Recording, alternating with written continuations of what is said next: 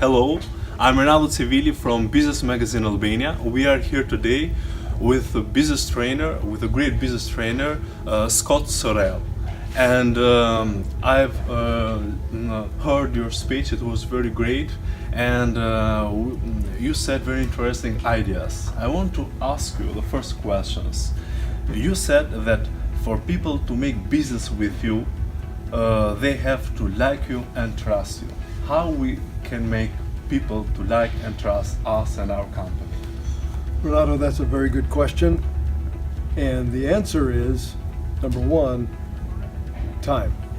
Now, you can get people to like you and trust you very quickly, but to continue doing business with you, you need to keep building rapport, as we say in English or in French. In Albanian, we say rapport. Rapport. Great. And yes. it's the same thing. So we establish that likability. We find out what is the person about. We do a little bit of homework. Maybe we get on social media. We get on Facebook or LinkedIn.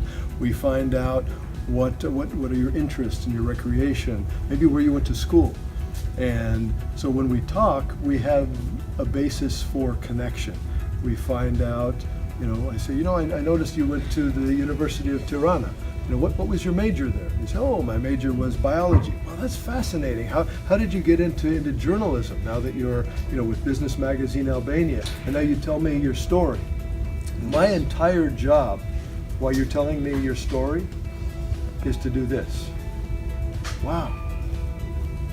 No kidding. Tell me more. How did that happen?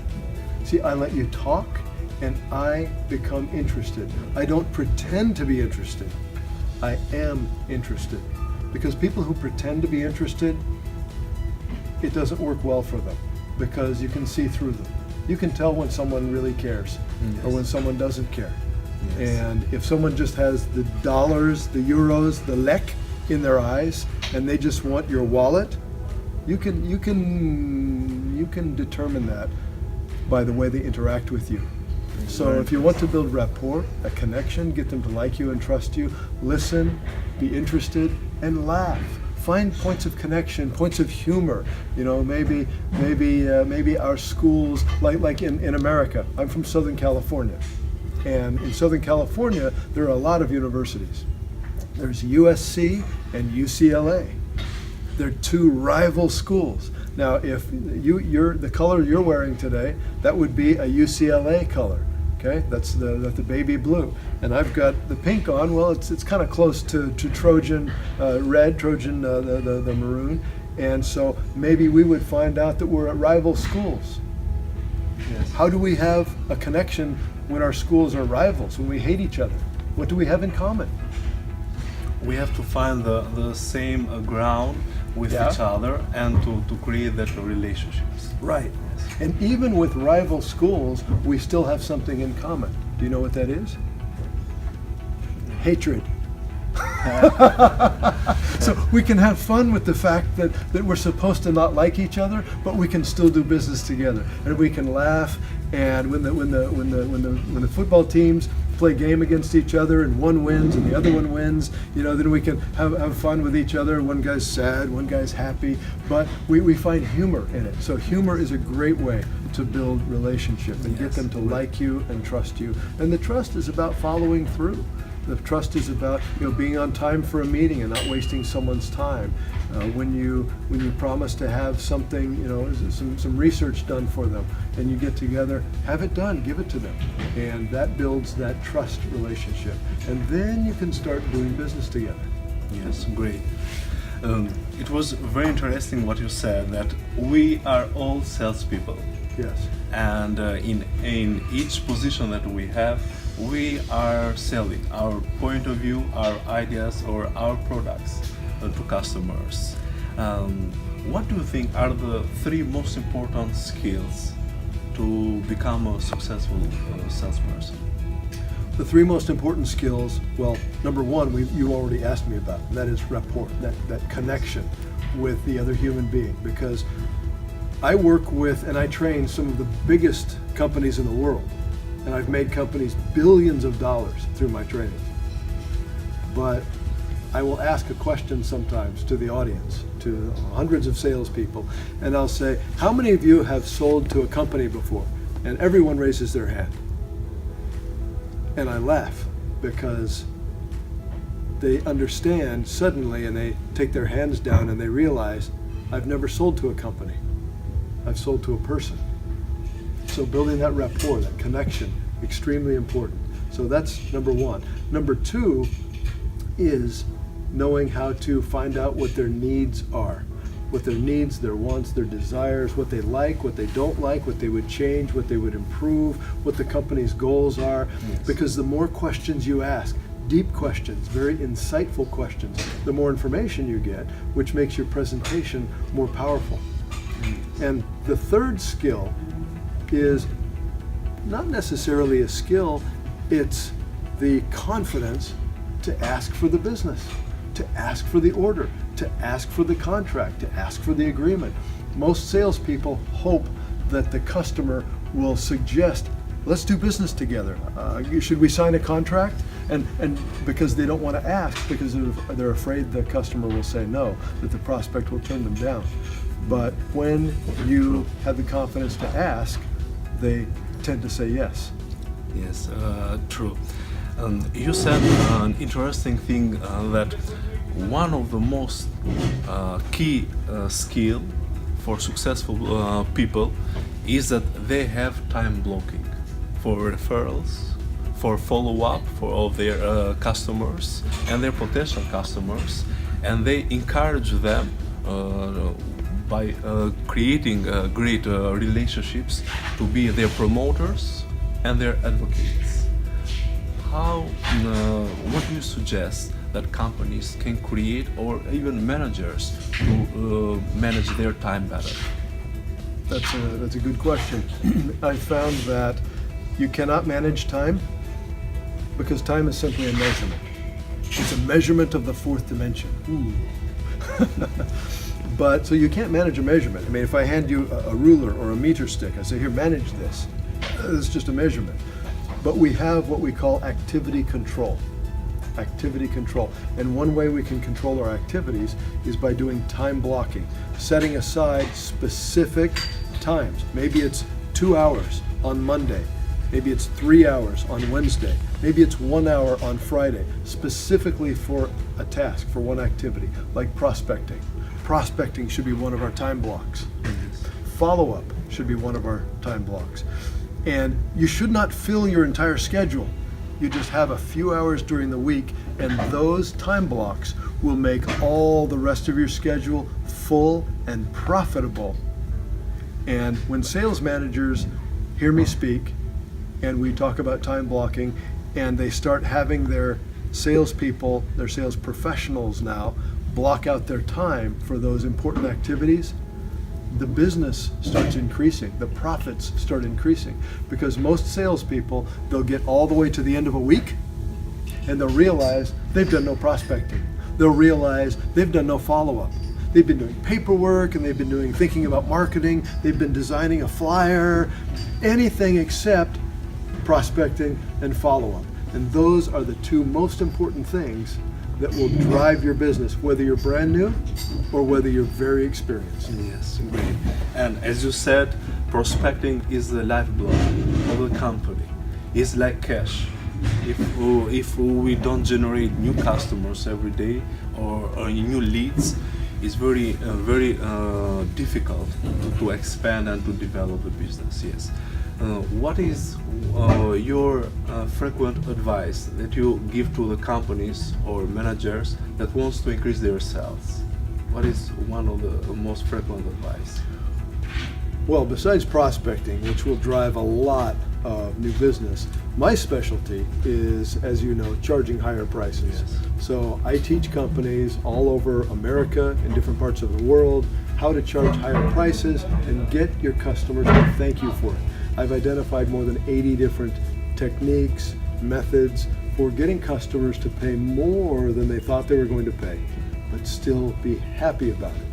And when I teach these charge higher prices techniques to salespeople and even sometimes CEO groups, the sales in a company increase because the profits on every transaction go up.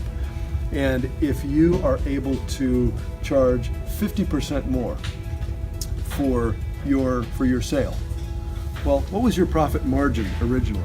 Maybe your margin was, say, 10%. After all the expenses are paid, a company's profit margin sometimes is 10%.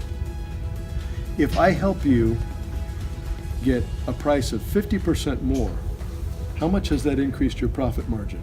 Or it has made it 6 times what it was before. With a 50% price increase, you get a 6x This profit. is powerful. It's incredibly powerful because my charge higher prices techniques add pure profit to every transaction. And I've identified more than 80 different ways to do that and have customers be happy. Oh, great. This is powerful. And if we learn, and if the companies learn to do that, they can earn more, be more successful with less, with the same number of customers. Same number of customers, And- same number of transactions, this is- and making much, much more profit. Interesting. And if I can ask, what is just one powerful technique that you want to share with us that can make this shift change their mindset to increase their prices? Okay, that's a great question. Maybe one of the first and easiest methods that I recommend is most salespeople, most businesses, when they meet a prospect, they say, "Oh, you have this need? Well, we have this product or we have this service. Here, you should buy this." Now the customer has or the prospect has 2 possible answers. Yes or no. Yes or no. And that's a problem because you don't want to hear the answer no. And so what I recommend is instead of offering a good product, let's say you have a $1,000 product and now you want to sell something to the customer. What can you sell? Well, you can sell a $1,000 product because that's what you have, and they can say yes or no. But if you now want your customers to buy a $2,000 product from you, what do you have to add to your product lineup? And most people will say, well, you need to add a $2,000 product, dummy. Of course, that makes sense. And I always say exactly the same thing. Wrong! If you now want customers to buy a $2,000 product from you, you have to add a $2,000 and a $3,000 product because most customers, they gravitate to the middle of your price range. Yes. If you offer only 2, statistics show they will buy the bottom product. But if you add a third on top, in English we call that the decoy, right? In Albanian we call it karem. Karem, yes, great. For bait, right? That attracts attention upward. Now maybe they can't afford it, they can't afford the high price, but they don't want the lowest quality, so they select the middle product. And that starts to elevate people's willingness to pay more. Now when you add the middle and the top product, make sure that there's extra profit in those. You don't want to charge a higher price for something and have a lower profit on it. Yes. You want to add low cost, no cost values that the customer perceives. And so when you start giving the customer a choice of those 3, they get so interested in the choices. It's a choice between 3 yeses and there's not a no. And they fall in love with the choices they have and the control they feel, and they oftentimes, usually, they'll pick your middle option. Yes, great. This was very interesting. As you said, is like more from traditional selling point or sales techniques. Is more as a consulting selling technique that you understand the need of the customers and you give alternatives and options for them in order to choose and to leave the power to them. Yes. To make the customers that is in the power position to make the decision. This is powerful. Put them in the driver's seat. Yes. Because when I say, well, you have this problem, this is what you need, I am in the power position. I'm telling you what to do. Yes. I'm giving you choices, and I sit back, and now you're in the power position, you're in the driver's seat, you feel like you're in control. I'm actually in control because I have controlled the range of your choices. but I have given you the illusion of control. And with that illusion, you will make a choice. And you'll say yes to one of them. And I always make sure the choices, all of them are serving the best interests of my customer. Never offer them something that's not appropriate for their needs. Yes. It's true, I have seen even from my experience that when customers pay more, they value more and they are happy and they value even your time and your service more. And this is very interesting. We know that for salespeople, their time is divided by prospecting, presenting their services, and closing and building relationships for follow-up, referrals, etc. But for you, Scott, what it feels like a great sales presentations? What elements do you think that the presentation should have? Renato, one of the mistakes that salespeople make, and I make a distinction between salespeople and sales professionals. One of the mistakes salespeople make is they put too much in their presentation. They put lots of extra stuff. They tell about the company and the history, and they tell about all the technical details of their product, all the things that the prospect doesn't know, they don't care. Now, if they do care about that, you would have found that out in your needs analysis as you're determining what they're interested in. And if they are interested in all these things, then that's what we address in our presentation.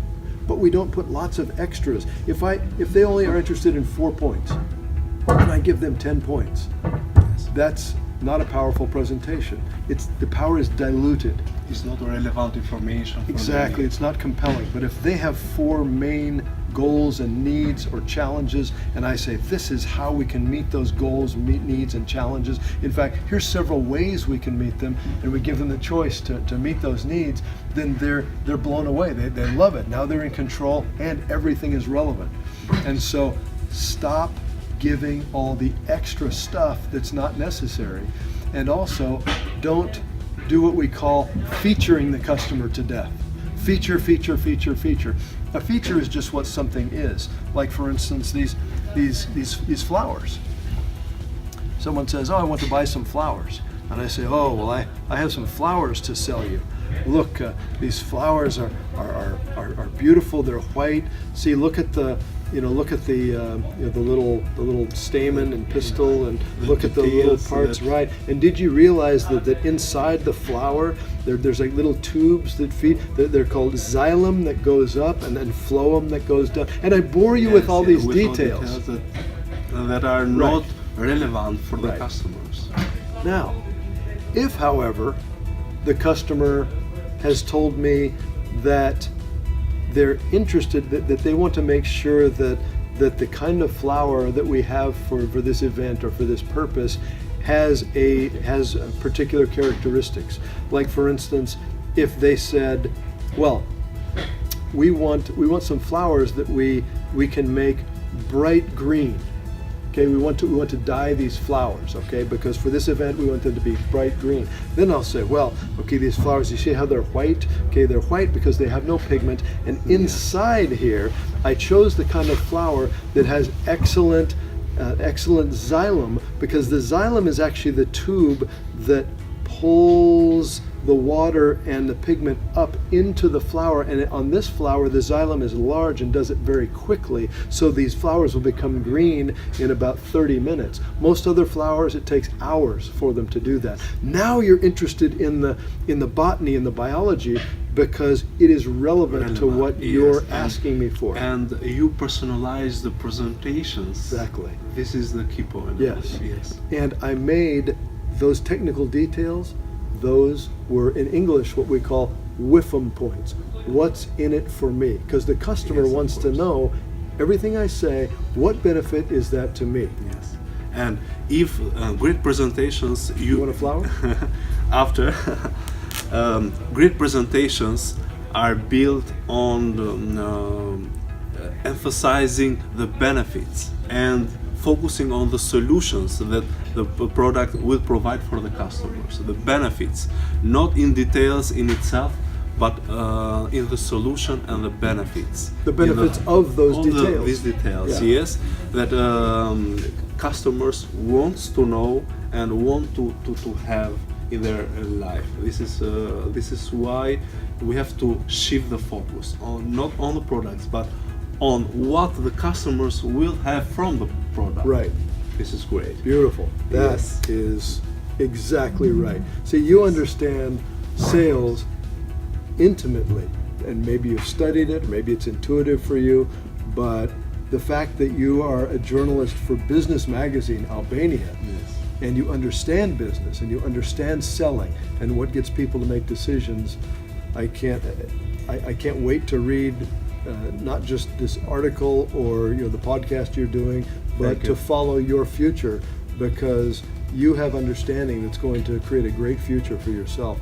I think soon you'll own Business Magazine Albania. Wow, thank you. It's a great congratulations and compliment. Don't let your boss see this or hear this, because then they'll fire you because they want to own Business Magazine Albania. We are colleagues, and Oh, good. yes, thank you for the compliment. It means a lot for me. Now that you are in Albania, Scott, are you enjoying the Tirana and this event that you have done? You have done yesterday and today events. I listened and I watched both, and it was great. We had here more than 400 people that were managers and representatives of real estate, different industries, and they were inspiring from your ideas and very useful information for them, and they can see a different perspective from your. And thanks to you for your presentations. Well, I love Albania, and when I was invited to come here, I didn't know exactly what to expect. I was asked to come here because they said Albania is a wonderful country that is up and coming. They need new business skills. They need life skills. They want to hear your personal story, Scott. They want to hear the secrets to your success, both business, personal, spiritual. They want to know the whole thing. And so I've told my audiences yesterday, the American Chamber of Commerce in Tirana, last night, in this room at the Plaza Hotel, with 300 people, all learning about my persuasion and influence and negotiation techniques. This morning, 400 real estate agents, mortgage and real estate industry professionals, and it's just absolutely amazing. And the hospitality, the friendliness, the food. Oh, the food in Albania. People come to Albania. Yeah. The food is unbelievable. Thank you for the endorsement. You people are amazing. You should get more tourism here. You definitely should. And Yes. maybe I'll help make that happen. Come to Albania. Come for the food. Stay for the Adriatic. Great. And I've heard that many tourists are coming and they are loving our food. Yes. And even you have learned our Albanian language now. And it was 3 words. The first was përshëndetje. Përshëndetje. The second, as you said in the presentation, was faleminderit. And the third was that kind of drink that you... Oh, raki. Raki. Yes, Raki. raki. Is very nice. We call that moonshine back at home. Great. So I went to a restaurant in the country outside of Tirana, and we had pul, we had chicken, we had rice, we had yufti. Oh, the pul yufti, pul the yufti. Yufka. Chicken and noodles. Yes. Unbelievable. And when we were finished, the host, the owner of the restaurant, he came and he gave me an entire bottle of raki. Wow. and I noticed the bottle was open, so it wasn't store-bought raki. They made this raki at this country restaurant, right? So it was wonderful. So thank you. It was a great experience. Thank you to here. Albania. Thank you too for coming here, and it was a great experience for us. And do you have plans where you are coming back again? Yes.